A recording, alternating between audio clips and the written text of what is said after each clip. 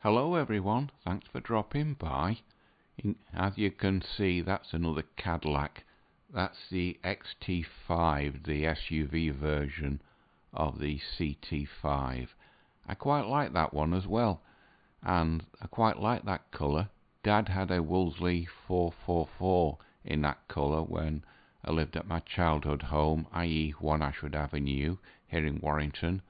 So if I did get a really good income and move to America, the new American, that would be one of the cars I would have a look at, and it'd probably be in that colour as well, with a fawn interior like there is on the picture. Anyway, enough about me. As you know, there's masses and masses of women in the American workforce, but in the next few years this could dramatically change, and they really don't understand the storm that's approaching. So looking around, I found this. This is, as you can see, the US Bureau of Labor Statistics, and this was done on March 7th, 2017, shortly into Trump's first presidency. As you can see, 12 stats about working women. It's more of a crowing piece about how many women are in the American workforce. As it says, women at work, speech-language pathologists, dental assistants, social workers, physical therapists. You notice these are all female, not friendly, female focus occupations.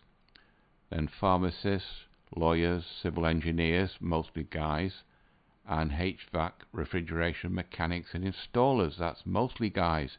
You see, in the getting your hands dirty jobs, there's only 1% of women. And then it drops down. Almost 47% of US workers are women. More than 39% of women work in occupations where women make up at least 3/4 of the workforce. Women own close to 10 million businesses in America, accounting for $1.4 trillion in receipts. And female veterans continue in the American military. About 3 out of 10 serve their country as government workers.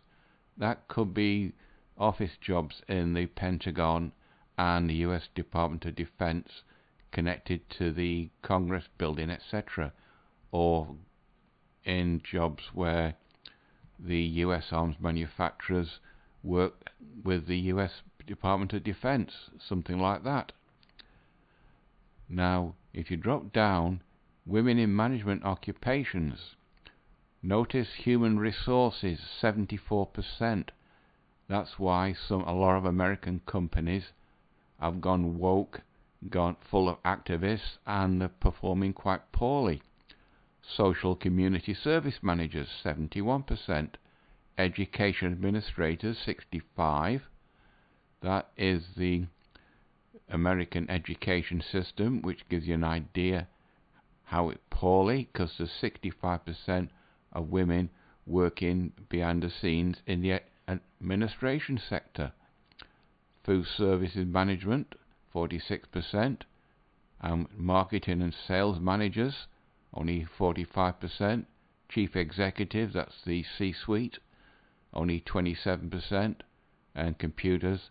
And then look again, construction managers, 7%. And we go back to there, mostly a male orientated job. Get your hands dirty. And then we go, working mums are the norm. 17% of women with children under 18 participate in the labour force, with over 75% employed full time. Mothers are the primary or sole earners of 40% of households. That means, if the sole earners, that means 40% of households are single mothers. Where's the child's father? Is he around? Is he in prison? Does she know where he is? And he said with children under 18 today compared with 11% in 1960, which means there's more women single parents today than there was in 1960. What happened in 1960? The contraceptive pill. Women were let off the sexual leash, and we all know what that happened. And it goes down, women are more likely than men to have earned a bachelor's degree by age 29. Yeah, but in what subject? As it is, women participating in the labour force has climbed, as we know, from World War II. And the range of occupations women workers are also expanded. Notable gains in professional and managerial occupations. And then, despite these gains, women still underrepresented in STEM occupations, with women's share of computer workers have actually declined since 1990. Well, that's understandable because computers are more a guy's thing. Of course, there are a lot of clever women in computers, but the workforce in IT is predominantly mostly male, because that is a guy's thing, fiddling around with IT and computers and stuff like that.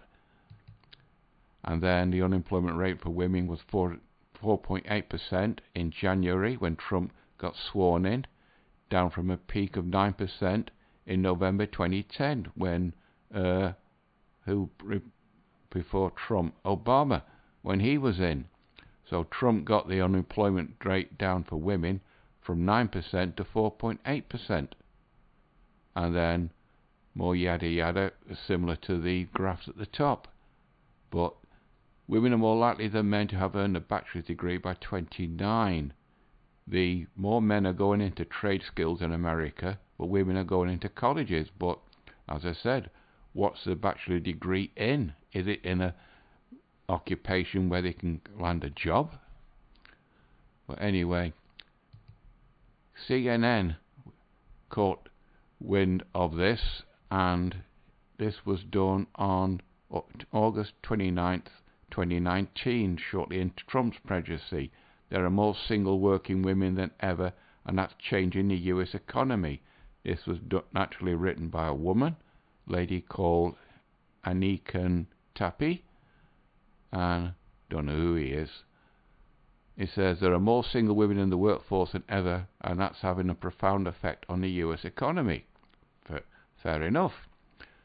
Working women contribute more than $7 trillion to the America's economy, but the American government spends more than $12 trillion in the American administration doing all sorts of things, so it's really just a negative effect. But this bit took my eye. By 2030, 45% of working women aged 25 to 44 in the United States will be single. This will be the largest share in history according to research by Morgan Stanley, using data from the Bureau of Labor Statistics. Now, it doesn't say that they're going to be childless, it's just that they're going to be single. And then if you drop down, women have always tended to be principal shoppers in American households, and single women outspend married men, the Morgan Stanley research says. But the single women in the American households, are they spending their own money or the guy that they're living with? The winners, some sectors in particular could benefit from this demographic shift. Apparel and footwear, we know what women are like with shoes. Personal care, that'd be makeup. Food and luxury, electronic and electric vehicles. Well, electric vehicle sales have gone off a cliff edge, and there's no sign of it slowing down.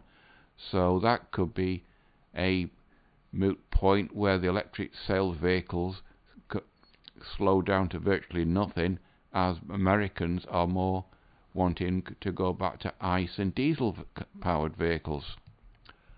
Are most likely to get a boost from spending by single women, according to Morgan Stanley.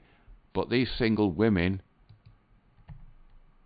who have got a bachelor's degree are up to their ears in debt, so they've got to pay the debt off first. And then in apparel brands such as Lululemon Athletics, never heard of them, and Nike are well positioned even as an aging population weighs down the sector. And then singles, especially women, spend more on personal care, that's makeup, than their married friends. Well, we've all seen the amount of makeup they put on their faces in their TikTok videos. And then America's departure from traditional family model also means business for fast casual restaurants like Chipotle Mexican Grill, never heard of them, and Starbucks. But if they got a limited amount of money, they're not going to be spending the money on things like that. Finally, Morgan Stanley expects more women will buy more cars in the future than they do now. At the moment, men represent a bigger group of buyers, but over time, the male-female split in car buyers will even out, which could give car sales a big boost. Now, again, electric cars are in decline in America. The American public just doesn't want them. The infrastructure isn't there to support them, and especially the electrical generating capacity. So, if Trump gets in, he's going to reverse the electrical car sales mandates, so that will affect that. And then it goes on about low incomes. Comparison income families spend 70% of their budget on basic needs. And then proportion of single women in the workforce is likely to grow as more women get bachelor's degrees. But in what subject? Marry later and wait until they're older to have children. Yeah, but a guy doesn't want a post-war woman. If he wants to have families, he wants a young, fertile woman. But these women don't seem to understand that. And it says about 80% of single women between ages of 25 and 54 in their prime, well in post-war, are working or seeking employment. And it says, as the workforce changes, corporations will have to rethink how they can support employees. One of the biggest barriers that remains for female workers is access to childcare. If they're single mothers, where's the child's biological father? Is he still around? Is he in prison? Or does she know where he is? And then we have to, more yada yada, we have to talk about releasing the pressures of the household. Says a woman, Pam Jeffords, partner in diversity and inclusion leader at PricewaterhouseCoopers. I think they're starting to get rid of those people. And that means for employers to think about care for both children and parents as a condition for employment rather than a benefit. Well, the latest news is companies are starting to not take on women, so that could be interesting in the next few years. Organizations need to start assuming there's one kind of traditional family unit that needs one kind of support. There's only one kind of traditional family unit, that's a husband, his wife and children. History has shown that. And that's CNN. Now, going back to the US Bureau of Labor Statistics, this was done on April 2021. Women in the labor force, a data book, more or less what this one has said, but in text the only bit which highlighted was never married women had the highest participation rate of all women at 65%. Parenting in 2019. Separated and divorced women are more likely to participate in the labour force, 63.7% and 60.8% respectively. Separated, we've seen on TikTok, divorce a husband, immediately regrets it. Divorced women, same. So all these women, they're all on their own now. They had a husband, they had a house, family, yet they decided to go their own way. They infected with the feminism mind virus, and this is what happens. 63.7% have to find their own way if they're separated. 60.8% have to find their own way if they're divorced. And it says By contrast, married men are likely to participate in the labour force 73%, and separated men 70.1%, never married men 68.1%, and divorced men 64.7%.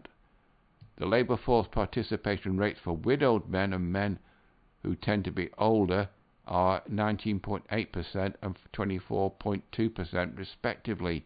Well, if you're an older man, you've more or less got your finances sorted and you can live a more quieter, more frugal lifestyle like I do. And then it goes, the labour force for women with children under 18 of age was 72.4% in March 2019, lower than the 93.5% for men with children under 18. And then we go all sorts of American statistics, hours of work, married couples, working poor, displacement, employee tenure, school enrollment, multiple jobs, foreign born, i.e. people who are new Americans, union membership, veterans, that's the American Armed Forces. It says women account for 12% of the 9.3 million veterans in labour force. The unemployment rate for female veterans was 3.7%, and for male veterans it's 3%. And then people with disabilities, and then the research statistics tables that they got the data from. Still with the US Bureau of Labour Statistics, you jump forward to March 7th last year. Labour force participation rate for women is highest in the District of Columbia in 2022.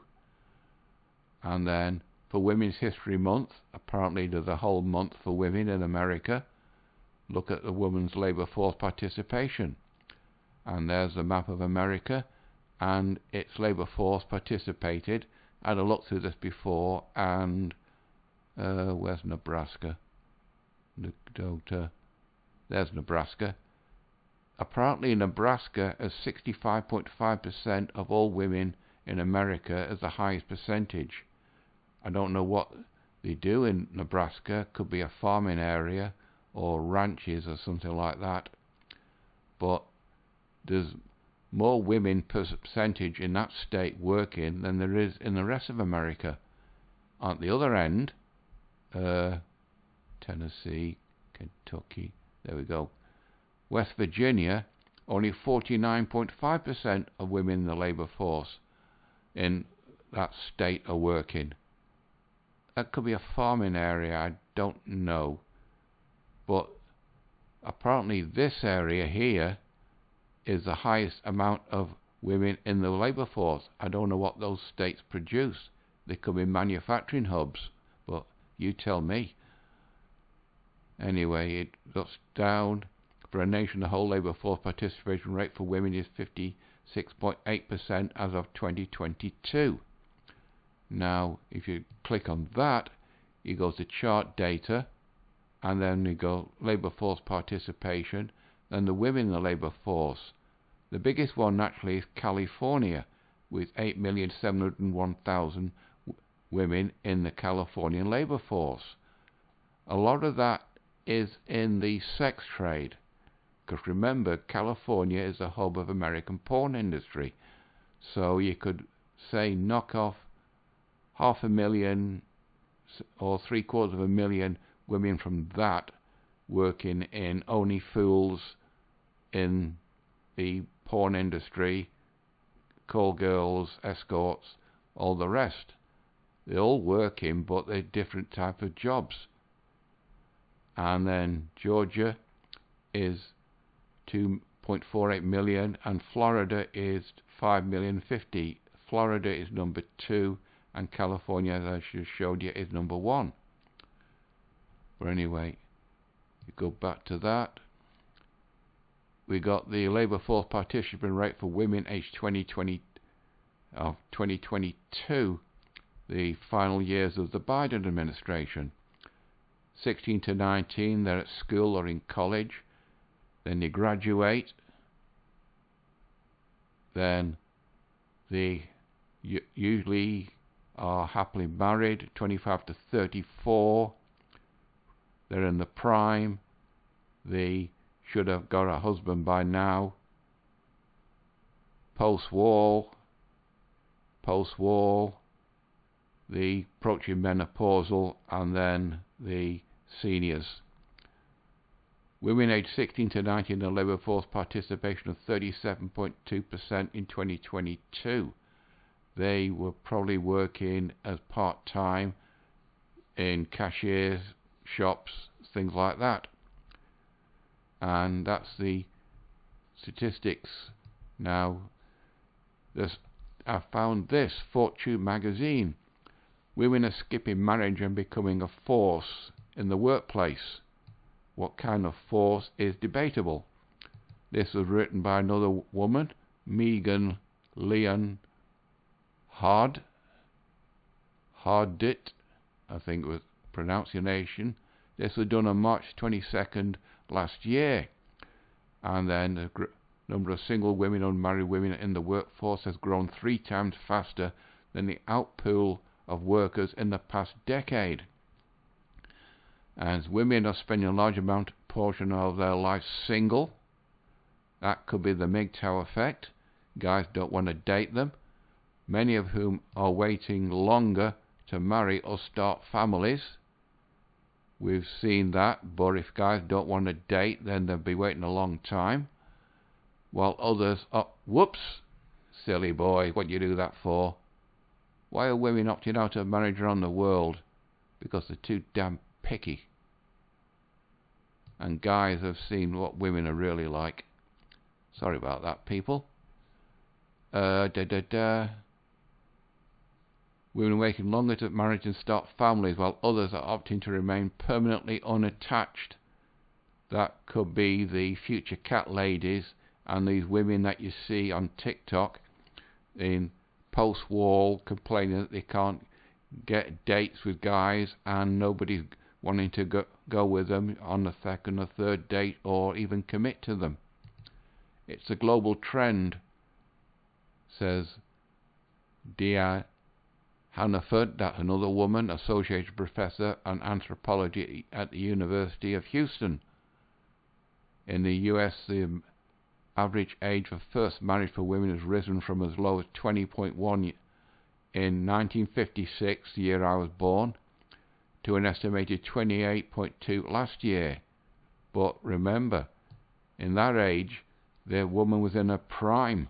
She was able to secure a husband and get into a long marriage with children, fulfilling her biological role. And it says nearly half, 52% of women are unmarried or separated as of 2021. That's the MGTOW effect. According to a recent report by Wells Fargo, as women spend a greater proportion of their lives as a single economic unit. What a strange explanation. An economic unit. That is another buzzword, as we've gone from being shoppers to consumers. It is ushering changes in their relationship with the labour market. Although the reason behind delaying or skipping marriage varies, career play a large role. They want to climb the corporate ladder to see if they can get a high-value man. As the numbers show, single unmarried women, as it turns out, are a rapidly growing segment of the labour force, holding the highest participation rate of all women. The participant rate for married women, for example, is about 7 points lower than it is for single women. Of course, a married woman, she's married. Her husband is the primary wage earner for the family. She stays at home to raise the children. According to research by the Federal Reserve Bank of Cleveland, unmarried single women now account for 16% of workers, up from 13.9% in 2012. Now, what happened in 2012? Fourth wave feminism started in 2012. And then these unmarried women are increasingly in their share of the labour force, not only because of their growing population numbers, but also because they tend to have greater financial need for work. Of course, they're on their own. I don't need no man. So they're having to work to support themselves. It's called being a responsible adult. Single women, particularly those who have never married, usually only have their own earnings to rely on. Of course, creating more of an imperative to hold down employment.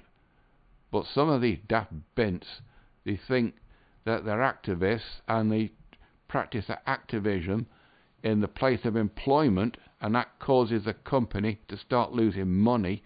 So the news reports of late is companies are getting rid of these activists and they're not employing women.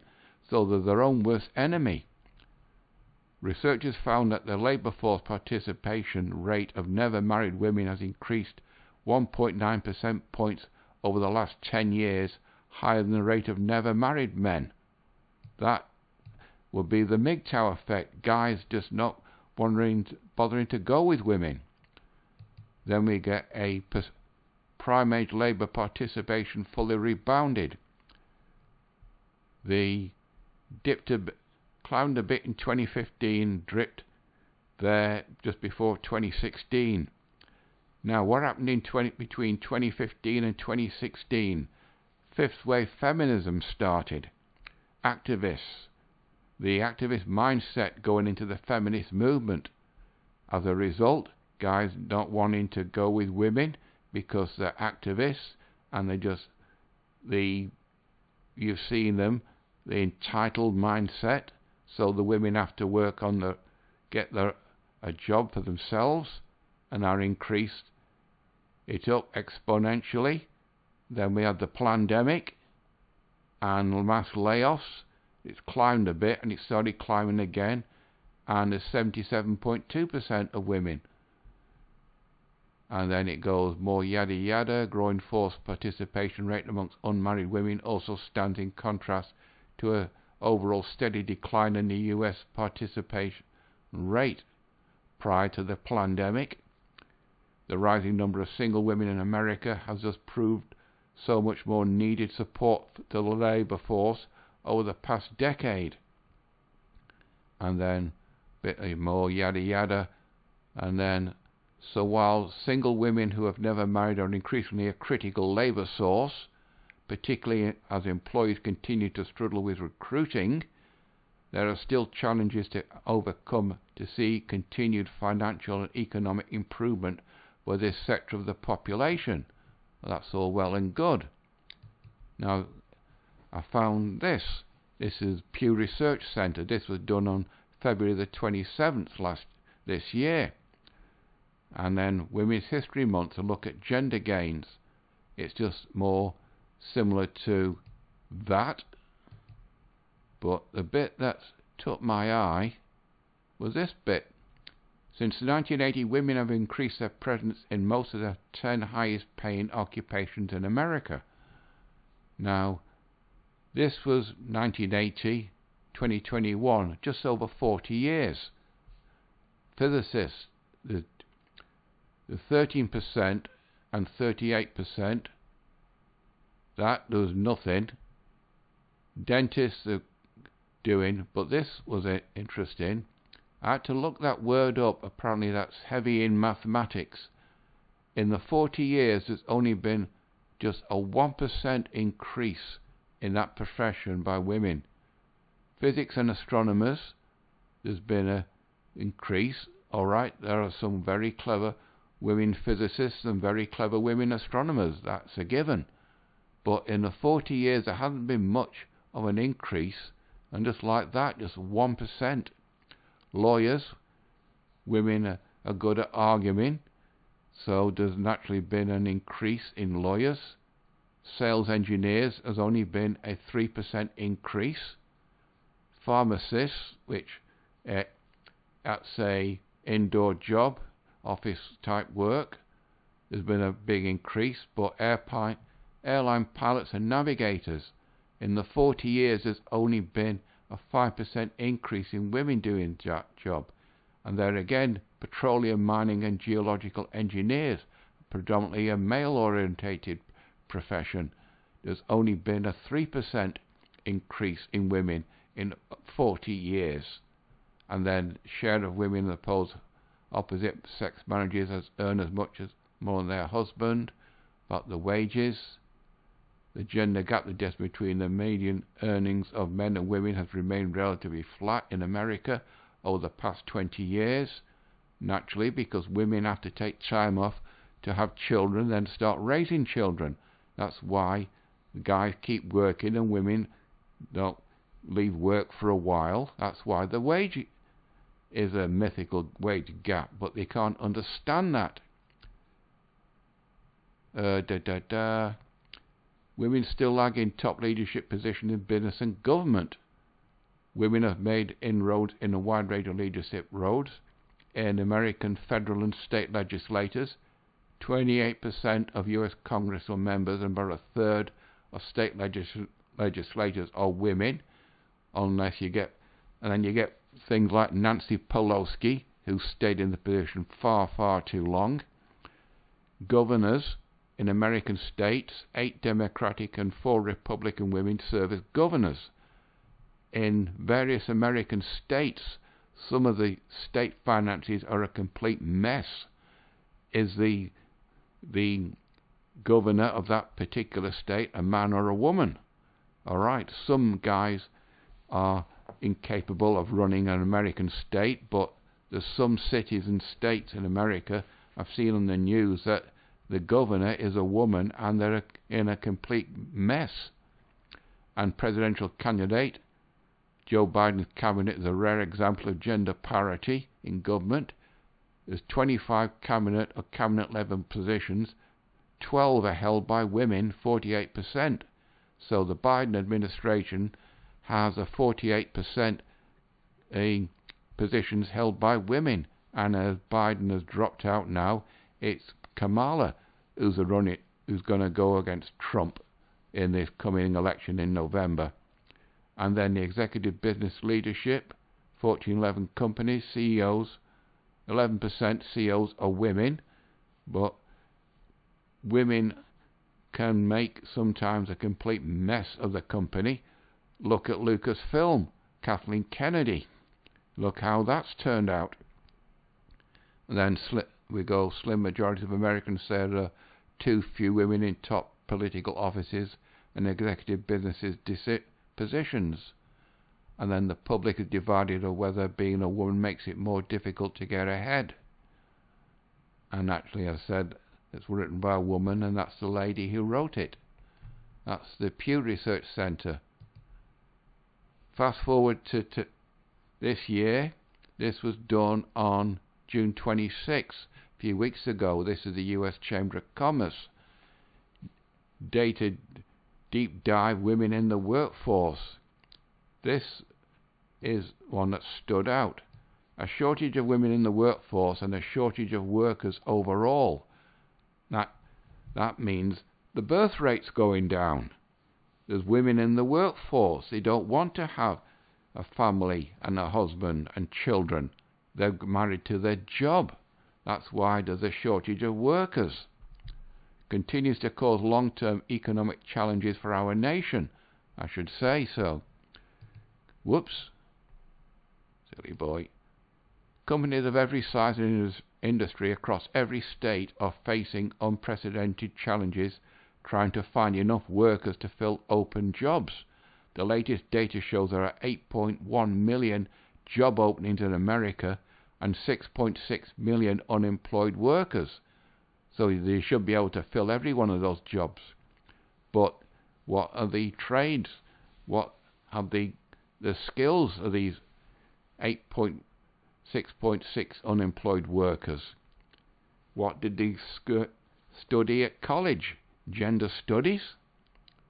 And then one contributing factor of the shortage of workers is that the labour force participation rate have been gradually declining over the last 20 years.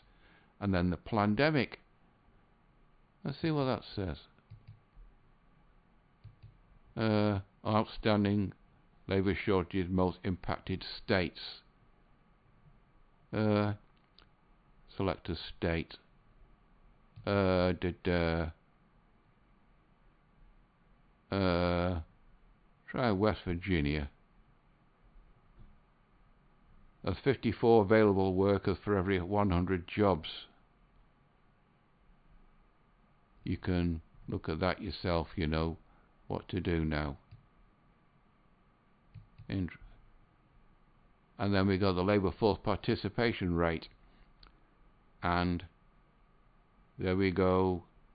Fourth wave feminism, fifth wave feminism, the pandemic, and then it creeps in back up. Women in the US workforce, women entering the workforce in meaningful numbers in the 1920s for the Great Depression, but it was mostly single women. It was not customary for women to remain at the labour force after marriage. Participation, both single and married women, climbed, however, the next 50 years. Also with World War II, the American arms industry needed vast amounts of people in the labour force to maintain the flow of weapons to the men that were doing the fighting. And today's women represent 47% of all US employees. Women are integral to modern workforce, and then more yada yada. More women are working, but labour force participation still lags. I'm not doing that. That's on a automated. And then women's unemployment rate remains low. What's causing women not to work? They don't have the skills. They've got an activist mindset, and employers don't want to risk taking them on. More women stay at home for children. Women wages. More yada yada yada yada. Anyway, that's the US Chamber of Commerce about the women in the workforce and how there's a shortage of workers overall. Now companies have seen that, so companies are switching to automation. As I found this exploding topic, 60 plus stats on AI replacing jobs in 2024. This was done on May 27th this year. And then it goes, key statistics are replacing AI replacing jobs, editors picks. 300 million jobs could be lost to AI. 44% of companies are planning using AI, believe it will result in layoffs in 2024, and we've also seen that happening now. In the end of the decade, 14% of workers will have been forced by AI to change career. 14% of all workers have been displaced from their jobs by AI. That is telling. 60% of jobs in advanced economies are at risk of being replaced by AI, but just 26% of low-income countries are similarly exposed. 24% of all workers are worried that AI will soon make their job obsolete. Workers aged 18 to 24 are 129% more likely than workers over 65 to worry about AI will make their job obsolete. 50% of workers in America would consider having an AI boss. I've read the comment section of MGTOW channels, the guys that have a woman boss, so I can imagine American men would rather have an automated AI boss than a woman boss. And then potential impacts in job markets. Well, AI may replace 300 million jobs. And then we've got lots and lots of things about AI. I'll naturally put all these links below so you can go through that yourself. Now, going back in history, 10 jobs lost to technology and automation. Human computers. When I was at school, we had to use a brain to do an arithmetic, but now I remember calculators being introduced. Pin boys. If you're an American and you're in your 50s and 60s, you might remember the pin boys in American bowling alleys. As you know, that when the automated machine came in, setting the pins, that job was lost. I remember lift operators in my childhood in shops, but you never see them now. Switchboard operators, that was a woman's job, and the telephone exchange got automated, so they went. Cashiers in American supermarkets as well as over here in Britain, you don't need to go to a till lady, you can do automated yourself. Factory workers, as you know, both in America, here in Britain and across the world, the factories have gone automated. Just look at the car manufacturing plants, how many robots work in that. Warehouse workers, that's slowly coming. Data entry clerks, that's the introduction of the barcode, that replaced the person. Bank tellers in my local bank, there's only 2 tills now, and there used to be a whole rack of them. There's just a hole in the wall now. And travel agents, you can book your holiday / vacation over your mobile phone. But that shows you 10 jobs that have been lost to technology. Artificial intelligence, I found this from Knutsford University. This was done January 10th this year. So the administration people in the think tanks, they can see the storm approaching. And then how will artificial intelligence will change the world? Will AI help the world or hurt it? Depends what job you're in. The film industry, they're starting to feel the hurt now, so it's anyone's guess what will happen in the next 10 years. How will AI affect jobs and the economy? They could affect it considerably, because if people don't have a job, then their spending ability goes down. If the spending ability goes down, then companies that make stuff can't sell the stuff, so they have to start cutting back, because there's no customers there to buy the stuff. How will artificial intelligence affect society in future? Well, we've seen how the social media has affected society, so that's anyone's guess. How will AI affect jobs? How many jobs will AI replace by 2030? Remember, 52% of women will be single and childless by 2030. And then jobs most likely automated. Customer service, mostly a woman. Receptionist, that's mostly a woman. So if a concierge in hotels, top-end hotels, it's generally a guy, but more often than not it's a woman.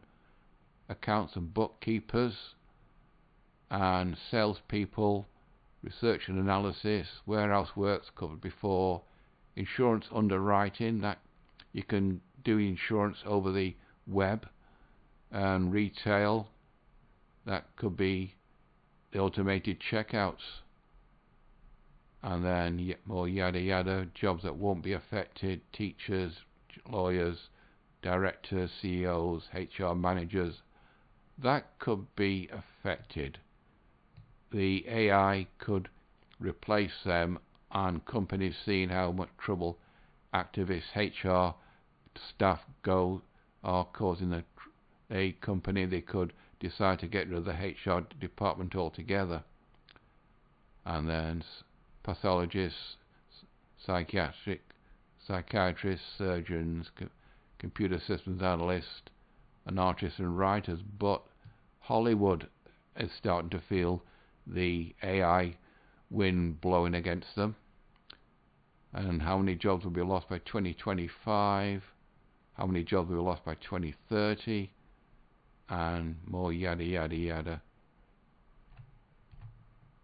And whoops, found this week for Newsweek, jobs most at risk from AI. This was done on January the 20th, 2024.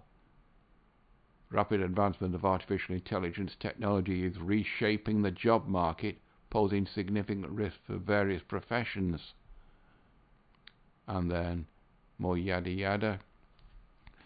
Jobs that involve data analysts, bookkeeping, and basic financial reporting are highly susceptible to automation. These roles, which focus on repetitive administrative tasks, are prime candidates for AI-driven efficiency improvements. And then customer service representatives, more or less the same thing as the previous article. And then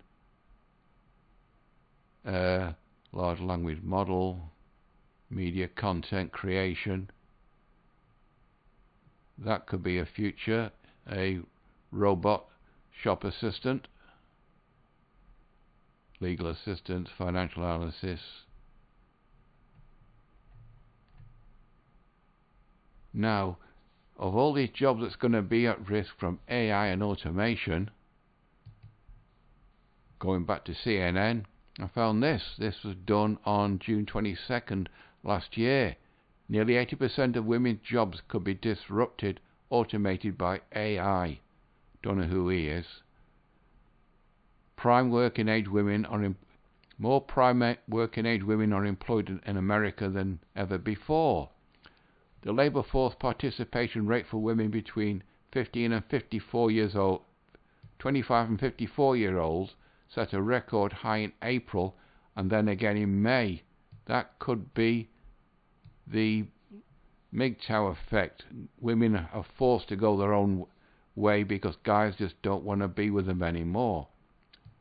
Rebounding from the pandemic she-cession and returning to pre-pandemic norms, making progressive historic labour market gains.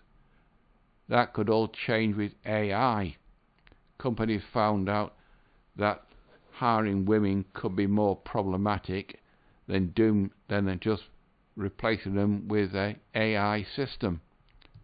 Generally, artificial intelligence technologies like ChatGPT have potential to transform the labour market, exposing the majority of the nation's jobs to automation. Goldman Sachs Economics have projected that technology can create new content such as text, images, audio, video and code. The training data that includes examples of desired output. You've all seen the pictures of AI created people. As the technology advances, it's going to be increasingly hard to see the person on the screen, whether they're real or they're just created by code. You might not need to employ women or men for modeling for clothes. Maybe in live shows like a fashion show on the runway, but for in modeling clothes in magazines, the person that you see, is that a real person or is that a subject of an AI code that's been used to create a person? All sorts of interesting things are going to happen in the next few years as this technology matures. However, recent research shows that outnumbered men in the US workforce, women could be disproportionately affected by business adoption of generative AI, as I just said. One recent analysis estimates 79% of working women, nearly 59 million women, are in occupations susceptible to disruption and automation. That's compared to 58% of working men, according to research from the University of North Carolina's Kegan-Flagler Business School. Estimates that nearly 8 out of 10 women could be affected are just staggering, said Julia, another woman, Pollock, chief economist at online marketplace at ZipRecruiter. That said, they think intuitively many are appreciated that it'll be easier to automate some of the office jobs than it will be to automate carpenter jobs, mostly men, and electrical jobs, trade school graduates, and pest removal jobs, i.e. dirty jobs which only guys usually do. Many of these manual services and productive jobs are in for more male heavy. And then it goes more yada yada. High percentage of working women are employed in white collar jobs, whereas men it's more than 50-50 split between white and blue collar occupations. In offices, they generally a lot of women employed in offices. If AI and automation comes, then that office will be cleared of the women. And then pre-pandemic run up, more yada yada, historic bounce back. Along comes AI, in most AI exposed occupations. In most AI exposed occupations, women make up 71% of employees, said Ben Zweig, Revelo's chief executive officer. Sometimes in the AI conversation we take a perspective which I think is a false perspective, that the task composition of the job is static, that a job is a job and it has a fixed responsibilities. But it's not really the case. Jobs transform all the time, i.e. they become automated and then cannot be replaced by a machine, more yada yada. So this was done June 22nd, 2023. 4 years prior, there are more single working women than ever, and that's changing the US economy. What a difference 4 years makes. And I'll just finish off because this is the MGTOW channel. I found this in my inbox and my email. MGTOW Singapore. There's 806 Singaporeans who are the MGTOWs, as is seen what Singaporean women are like. So you can say that the MGTOW philosophy is in that part of Southeast Asia and it's spreading. There's Andrew Tate. Every girl is a good girl until you check her phone. Is she cheating on you? That's probably evidence in her phone. Anyway, I think I'm well over the 30 minutes now, so I'll leave it at that. But there might have been more single women in the change in the US economy on August 29th, 2019, but fast forward to June the 22nd, 2023, nearly 80% of these women's jobs in the US economy could be disrupted and automated by AI. And what's the women going to do then? Normally, a woman's job has a home looking after the children, but these feminist women that don't need no men, they're going to be up shit creek without a paddle, and there's nothing much that they or the government can do about it. And with the economy collapsing and shrinking, the birth rate also collapsing and shrinking because women don't want to have children except by the top 10 and 1%. Everything is going to go to hell within the next 10 to 12 years. So it's going to be interesting to see, but for now, that's it for this one. You know the routine, people. Like, dislike, etc. It's completely up to you. So until next Monday, that's it. Bye-bye.